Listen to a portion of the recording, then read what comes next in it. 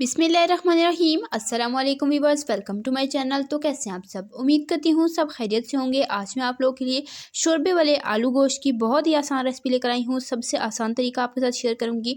अक्सर लोगों के सालन में प्याज तैर रहे होते हैं, ग्रेवी जो है वो बिल्कुल रिच नहीं बनती, बिल्कुल परफेक्ट नहीं बनती। प्याज अलग होते हैं, पानी अलग तैर रहा होता है और जायका भी टेस्टी नहीं बनता। तो सब कुछ आपके साथ डिटेल के साथ शेयर करूँगी। बहुत ही टेस्टी और बहुत ही ज़बरदस्त ये आलू गोश्त बनकर तैयार होगा। तो आपने क्या करना है, रेसिपी को बिना स्किप किए एंड तक देखना है। चैनल पे नए हैं, चैनल को सब्सक्राइब कर लें। बिना देर के अपनी आज की रेसिपी स्टार्ट करते हैं। बिस्मिल्लाहिर्रहमानिर्रहीम। सबसे पहले हम एक पैन में शामिल कर देंगे कुकिंग ऑयल। तो आलू गोश्त जो है शोरबे वाला, इसमें ऑयल जो है वो ज़्यादा जाता है, इसलिए मैंने यहाँ पर तकरीबन 1 कप के करीब ऑयल लिया था। इसको मैंने गर्म होने दिया। जैसे ये गर्म हो जाएगा, इसमें शामिल करेंगे 1 टीस्पून ज़ीरा। ज़ीरे को 30 सेकंड फ्राई करेंगे, इसकी खुशबू आने लगे। इसमें शामिल कर देंगे अदरक लहसुन का पेस्ट 1 टीस्पून। इसे भी तकरीबन 1 आध मिनट हम फ्राई करेंगे। थोड़ी सी खुशबू आने लगे, हम इसमें शामिल कर देंगे प्याज का पेस्ट। तो 3 दरमियाने साइज़ के मैंने प्याज लिए, उन्हें फ्राई करके उन्हें मैंने थोड़ा सा पानी डाल के ग्राइंड कर लिया। अच्छा सा इसका स्मूथ सा पेस्ट बना लिया है। तो ये पेस्ट इसमें शामिल करेंगे, अच्छे से मिक्स करेंगे। साथ ही इसमें स्पाइसेस शामिल कर देंगे। पिसी लाल मिर्च इसमें शामिल करूँगी मैं 1 एंड हाफ टी स्पून। पिसा धनिया इसमें जाएगा 1 एंड हाफ टी स्पून। पिसी हल्दी 1/4 टीस्पून। और नमक मैं इसमें शामिल करूँगी 1 एंड हाफ टी स्पून। नमक और मिर्च आप अपने टेस्ट के अकॉर्डिंग ले सकते हैं। मैं थोड़ा सा चटपटा बना रही हूँ। तो प्याज आप इस तरह से फ्राई करके अगर पीस लेंगे ना, तो यकीन करें इतनी ज़बरदस्त और इतनी क्रीमी रिच सी हमारी ग्रेवी बनकर तैयार होगी ना, यकीन करें बहुत ही टेस्टफुल बनती है। लेकिन आपने कच्चे प्याज़ों को नहीं पीसना, प्याज़ों को फ्राई करके फिर आपने पीस कर तो इस ग्रेवी में ऐड करना है।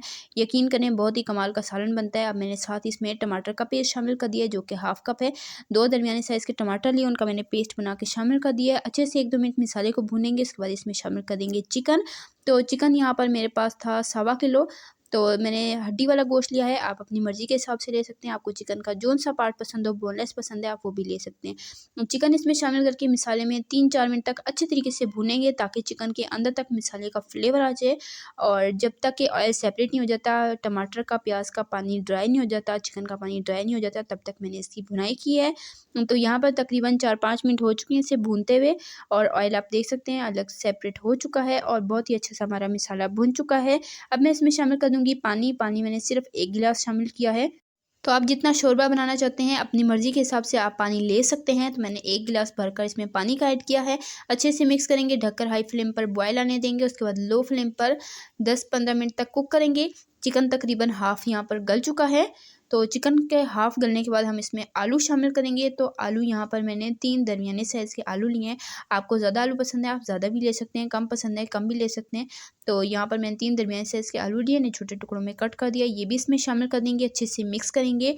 दोबारा से लो फ्लेम पर आलू और चिकन को फुल डन गलने तक हमने पकने देना है। तो यहाँ पर हमारा आलू और चिकन बहुत ही अच्छे से गल चुके हैं और माशाल्लाह से ग्रेवी भी बिल्कुल परफेक्ट रिच बनकर तैयार हुई है। तो बहुत ही आसान तरीका, इंस्टेंट तरीका आपके साथ शेयर किया है। आपका टाइम बचेगा और आपका जो सालन है वो बहुत ही ज़बरदस्त बनकर तैयार होगा। और यकीन करें, आपके घर में कोई दावत है, कोई पार्टी है, तो आप ये वाला सालन बनाएँगे ना, तो हर कोई आपसे इसकी रेसिपी पूछेगा कि ये आपने कैसे बनाई, इतनी टेस्टफुल बनती है ना। आप एक दफ़ा ट्राई कीजिएगा और मुझे कमेंट में भी अपना फीडबैक दीजिएगा कि आपको मेरी ये रेसिपी कैसी लगी है। आपका टाइम भी बचेगा, बहुत ही कम टाइम में बहुत ही ज़बरदस्त आप सालन बनाकर तैयार कर सकते हैं। बस छोटे-छोटे पॉइंट्स हैं जिनको अगर आप नोट डाउन कर लें, इंशाल्लाह आपका सालन बिल्कुल परफेक्ट बनकर तैयार होगा। और यहाँ पर हमारा सालन बनकर तैयार हो चुका है। आलू और चिकन अच्छे से गल चुका है। एंड पर मैंने कसूरी मेथी और हरा धनिया ऊपर से डाल दिया, अच्छे से मिक्स कर लिया। और यहाँ पर शोरबा जो है, ग्रेवी जो है वो मुझे थोड़ी थिक पसंद है, इसलिए मैंने इसी तरह की छोड़ी है। अगर आपको थोड़ा-सा रनी रखना है, तो आप मज़ीद अपनी मर्ज़ी के हिसाब से 1 गिलास या आधा गिलास पानी डालकर अपने घर के हिसाब से आप एडजस्ट कर सकते हैं, जितना आपको पसंद हो। तो यहाँ पर माशाल्लाह अल्हम्दुलिल्लाह से बहुत ही ज़बरदस्त सा आलू गोश्त हमारा बनकर तैयार हो चुका है। आलू चिकन का सालन बहुत ही टेस्टी, बहुत ही रवायती ये डिश है।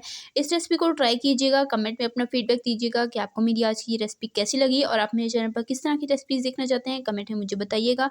तो इसी तरह की टेस्टी यम्मी रेसिपीज़ के लिए, सिंपल ईज़ी रेसिपीज़ के लिए, चाइनीज़ रेसिपीज़ के लिए, बेकिंग रेसिपीज़ के लिए, डिज़र्ट रेसिपीज़ के लिए, रमज़ानी स्पेशल रेसिपीज़ के लिए, बकरा ईदी स्पेशल रेसिपीज़ के लिए, सिंपल ईज़ी रेसिपीज़ के लिए, हेल्दी रेसिपीज़ के लिए, स्नैक्स रेसिपीज़ के लिए मेरे चैनल को सब्सक्राइब करें। मैं आपके लिए इसी तरह की कमाल और आसान सी रेसिपीज़ इस चैनल पर लाती रहती हूँ। सब्सक्राइब करें ताकि आप हमारी कोई भी रेसिपी मिस ना करें और इस रेसिपी को ट्राई करके अपना फीडबैक दीजिएगा कि आपको मेरी आज की ये बहुत ही आसान तरीके से आलू गोश्त की रेसिपी कैसी लगी है। और इस तरह से आप बनाएंगे, आपका टाइम भी सेव होगा, बहुत कम टाइम में आप बहुत ही टेस्टफुल सालन बना पाएंगे।